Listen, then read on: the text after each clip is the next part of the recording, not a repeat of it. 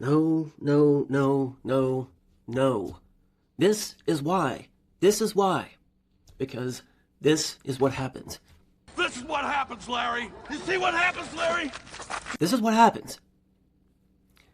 This is what happens when you negotiate with terrorists.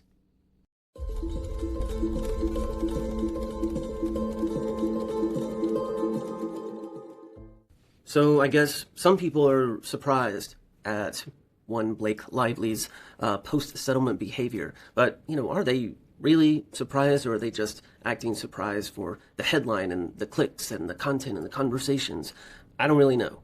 But what I do know is that most people should not be surprised at all. This is completely in keeping with her behavior thus far. And her behavior thus far is in keeping with the way that she lives her life and conducts her business by, with, and through her ego.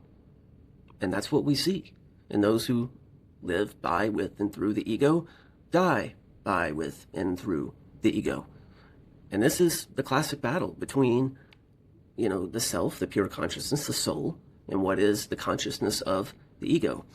And we'll talk more about that on a different video. However, we want to touch on why that is important here and what led to this post-settlement, catastrophe that we see unfolding right in front of us. And was this the plan?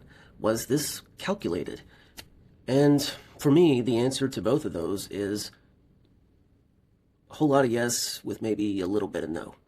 And the reason I say that is because when you have this many people involved, and you have the world, and you have the purchased media, the mainstream media, and you have the independent media, YouTubers, podcasters, etc., you cannot calculate everything. You cannot take control of every single facet. And the reason I mention that is because it's the linchpin to this entire thing. So let's go back. We're all waiting for the trial to come about. We've got 2 weeks, and then bam, settlement conversations. We're not going in. We're not waiting. We already have gone past that, but here they are. Happened in the midnight hours, so to speak. And there's been a settlement. There's no cash that is exchanged hands. Nobody wins except for the lawyers. But, that's that. What's done is done, and we can all go about our day. Yeah, not so fast. We've got a lot of money on this. We've got a lot of time on this from a lot of different people. A lot of different industries are now involved. And, we've got a collective consciousness and a collective egoic consciousness that didn't get the proverbial blood that they wanted. I'm sorry, not blood. The satisfaction of justice well served. Well, it's not over yet. We heard Brian Freeman say it, and that's true, because what are we seeing play out? Well, we got the joint statement, right? Now, let me know in the comments. I was going to do a video, and I still may, where I break down the psychology behind that joint statement and what was said and why it was said, but more importantly, what wasn't said and why what wasn't said. And if you guys are interested in seeing that, let me know. Also, since I'm on this side note, I did ask in the last video for you guys to give me your input on if you wanted me to continue on with this, and you did. For those of you who did, thank you. That was helpful. Obviously, I am going to continue. And now, because I see that the whole saga is going to continue, I have to continue, because the thing that I'm most interested in, the psychological, the spiritual, the sociological, the philosophical, all of these different aspects of it, how can we walk away now, right? So, back to it. Ryan Freeman goes on, and he says he has a couple of conversations. He had one with Andy over at Popcorn Planet. He's talked to Megyn Kelly, who is one of his clients, by the way. More on that later. But he said that it was Friday, and he was going about his day, and he got a frantic call that we need to move into settlement negotiations, and we need to move now, because we want a settlement reached by the end of the weekend, meaning in the next 48 hours. Okay, and yes, to be clear, this was her side, who had previously not wanted negotiations in terms of settlement. She was fighting for the bigger causes of all of the victims and all of the people who had ever been blah, blah, blah, blah, blah. We all quit listening to that a long time ago. So, they go in, they negotiate, and they reach a settlement. And after what was probably a very long negotiation and conversation, they do come up with a joint statement that apparently both parties were happy with, although I can't see that on either side. More on that later too, perhaps. So, the public reacts. We react. There's a lot of talk about the Met Gala. Okay, Met Gala. Let's hash it out. Now, some people said that, oh, she wasn't invited, she wasn't on the list, she actually had to pay upwards of like 100 G's in order to even go to this thing that she wasn't invited to. I don't actually know about that, but can I believe it? Yes, I can. Why? Because she lives and dies by the ego, of course. Now, some people were saying, and I think Perez is one of these people, that was saying that you don't just go on to Ticketmaster and go down and buy, yeah, let me get one to the Met Gala, the steps, yeah, and I'll just throw on my old Disney princess thing I got in the closet here, show up, call an Uber, get an Uber X maybe. It's the Met Gala after all. So here we go. No, it doesn't roll like that. No, this takes months of planning and preparation. You have to know and talk to the right people and stylists and the whole thing. I don't know much about it. It's what I hear. You guys probably know about it more than I do. Point being, this wasn't a last-minute plan. This is a plan that has been in the works for months now. And yeah, that I believe too. Now, some people think that this was the plan all along, that we've got the Met Gala time and that's going to be going off right before the trial starts, and we'll just go and we'll fight and we'll do what it is, and then, we'll see what's going on around the Met Gala, and then, we'll make our decisions then. Maybe it was a plan, like we can't possibly win this, so we're going to give the appearance that we're winning, and then when we get to that Met Gala time, we'll do a settlement and scoot around. That one I can see a little bit more. Why? Well, what is the Met Gala? If we were to break it down and look at just a basic recipe for the Met Gala, we would start with just a helping of Hollywood itself, toss in a few dollops of we're super rich, add a couple of scoops of we're super famous, sprinkle everything in designers and makeup artists, the top of the line, shake everything up and toss it in a nice narcissism sauce, and voila, ego du jour. Now, I know that the Met Gala is more than that. I don't know why or what it is, but I know it has to be more than that, right? The only point I'm really actually trying to make is that this was used with all of those ideas in mind, because someone who lives by the ego can use that and our love of it to manipulate you, which is exactly what happened. Now, was this the plan all along? I don't believe so. Why? Because honestly, I just don't believe that Blake Lively, or Ryan Reynolds for that matter, but we're talking about Blake here specifically because Ryan didn't show up again. I don't think Blake is intelligent enough to come up with a plan such as that months in advance. That's number one. Second reason, Blake, being the ego-driven individual that she is, well, a lot of you are using the word narcissist. Now, narcissist is the extreme, pathological personality disorder of the rotten ego at its largest. So, what does that tell us about her thinking? She doesn't think that she's going to lose. She doesn't think that she's in the wrong. And see, in order to have a master plan like that, you would at least have to have the capability of knowing that, oh, this may not go my way. Or, oh, since I am lying and hurting people, maybe that will catch up to me eventually and I'll have to have an escape plan. No, this is not what ego-driven people think about. It's not how they think. She's not wrong. She's not in the right. She's not going to lose. She's fighting all the way, and she actually believes the statements that she's putting out. So then, what happened? Because even just a week ago, she's dropping little dragons on her statements when they tossed out 10 of her 13, what was original 15 claims, and saying, you have no case here. She's dropping dragons and being like, I'm fighting and doing this for the people. Well, we talked about this in the last video, right? What happened over the weekend? What came out that the public, and thus the independent media, the bloggers, podcasters, videocasters, YouTubers, they found out one major thing, really two, but most certainly one, and that is Blake Lively lied. Not only did she lie, which we know she's been lying all along, but she lied in her deposition. She lied on the stand in the courtroom. This is a big deal. What did she lie about? She lied about whether or not she had any involvement in, and that means doing it herself or directing someone to destroy the dailies, and what could or may not have been, but we know now would have been evidence against her claims and her story. Why? We saw the dailies. We saw the footage. We already talked a lot about that, so I won't go back down that road here. Just saying, we saw what happened behind the scenes. It already proved her story wrong. It's a major turning point in the case. So, why is this important? Well, it comes out to the public. And everyone was reminded when we saw the new text that had Ange Giannetti saying, yeah, BT dubs, Blake wants us to destroy the dailies. I've never ever had anyone ask that in my career as a major Hollywood producer that didn't involve, major nudity or something controversial. What does this tell us? Why do you destroy things? Because there's something in those things that you do not want people to see, hear, find out about. And this, like I said last time, this was after the premiere. This wasn't in the editing room. This wasn't cutting.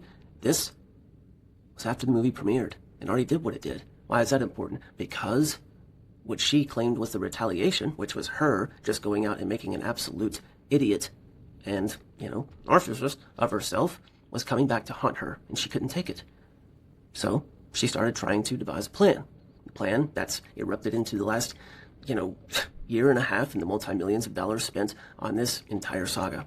So this gives us a reason as to why that phone call to Brian Friedman came in the way that it did. It's a rush. We need to move to settle. We need to settle now, as in this weekend, in the next 24 hours. Why was that rushed otherwise?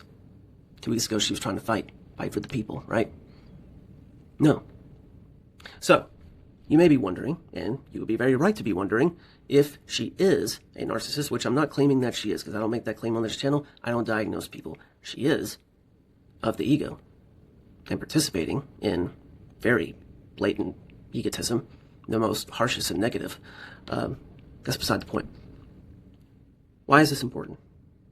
Why? If she is of the ego in the way that we're claiming that she is, and she only thinks of herself as a winner, she thinks she's doing what's right and telling the truth and all of the things, then why would she get spooked about that and actually then come out and admit to herself and to others, like, yeah, I'm awful, I'm horrendous, and I've done all of this and created all of this chaos because I'm actually a shitty person. This goes back to what I was saying about control. The egotist.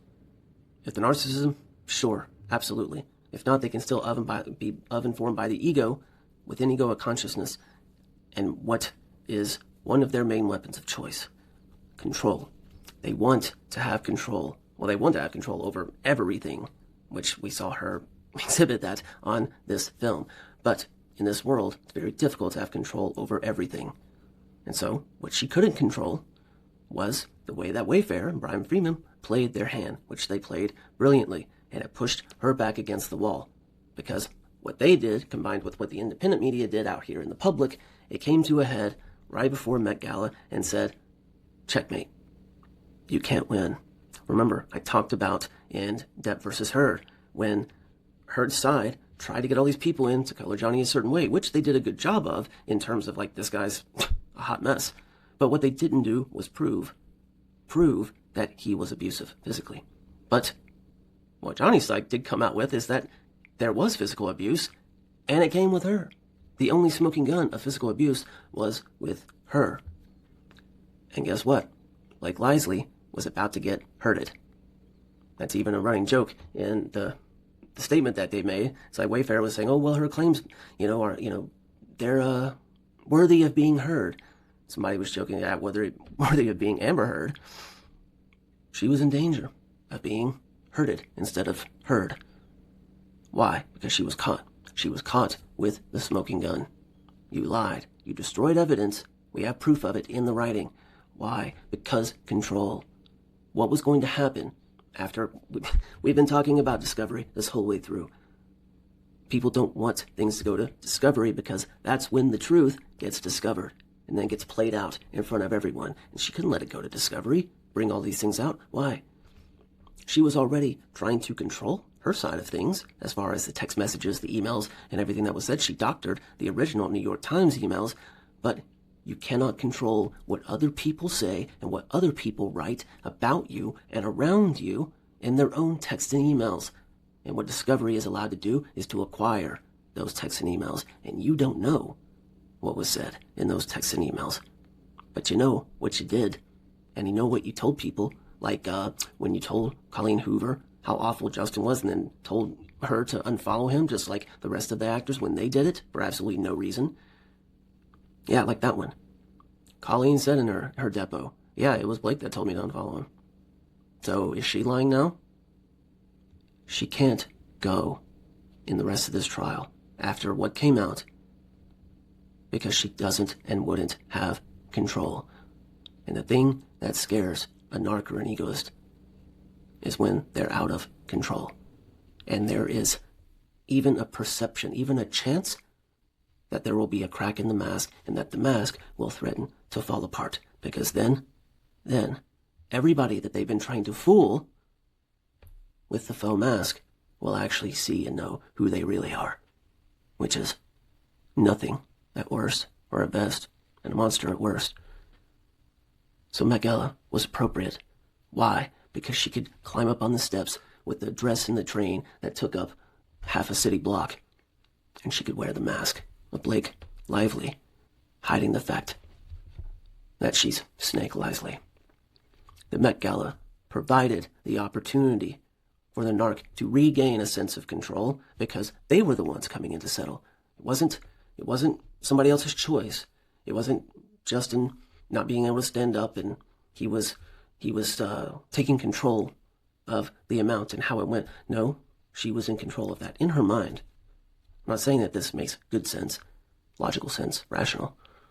I'm saying when that selfish ego is backed up against the wall and it feels control slipping away and it sees the threat of the crack in the mask starting to slip, they will look around for what is that next best option that still puts me in control, that gets me back into control and gets me back with my mask on and in front of the eyes in a way that's controlled. And I'm putting out the image that I want to put out. That's the route she took. That's why it was needed so quickly. Got to get this settlement done. Here's a settlement. Even if we have to say no money and we have to lose, we'll come up with a joint statement. Cool, fine, whatever. I got to get ready for my stage. I'm taking the stage again. She can swallow all of that in time because she knows she can't win the trial and she knows untold things may come out. That's bad enough when there's only one of them. In this one, we have two. We have Rai galore on the back end saying, look what came out in the great unsealing in my emails and my 5 a.m. text to my agent that was supposed to be private. That's longer than a college essay of me being horrendous. Look at everything that came out about him already. And we don't know what else is in there. Blake may not even know what else is in there, as far as Ryan. But Ryan knows. What is he saying behind the scenes? Babes, you have to settle because I'm not taking another knock. Disney already canceled my last 2 projects, 3, whatever it was. I'm not taking another hit. And guess what? You can't afford another one either. So, yeah. Time to settle this up and to move on while we still have a platform, while we still have a mask to super glue back together. Because see, yeah, they were in a position where she could still purchase a Met Gala ticket. They weren't in a position where she's invited, but they're still in a position where she can buy one and show up and put on the facade and try to sell everyone a story. And the only person on those steps and at that gala that would even be seen with her is Anne Hathaway. And she probably only did it to be like, you should have emailed Flossom. Could have saved herself millions of dollars there, girl. Should have emailed your Steve. Point being, this was a manipulation by them. And it won't be the last because they'll swallow that little bit of pride up front here, knowing that it's fine because we can still control the narrative afterwards. Just because we settled doesn't mean that we have to tell people the honest truth about why we settled. No. Doesn't even mean that we need to admit defeat. We haven't been doing that this whole time because we haven't lost. We can't lose. We're us. We're number 1 on the call sheet. We can lie and we can spin. And guess what? Some people are coming out and saying that this is so embarrassing for the lawyers and they can't even believe that they're doing it. Yeah, you can. Yeah, you can. Why? Because the lawyers, you made multi-millions of dollars off of us in this case, and we just got our asses handed to us You made all that money.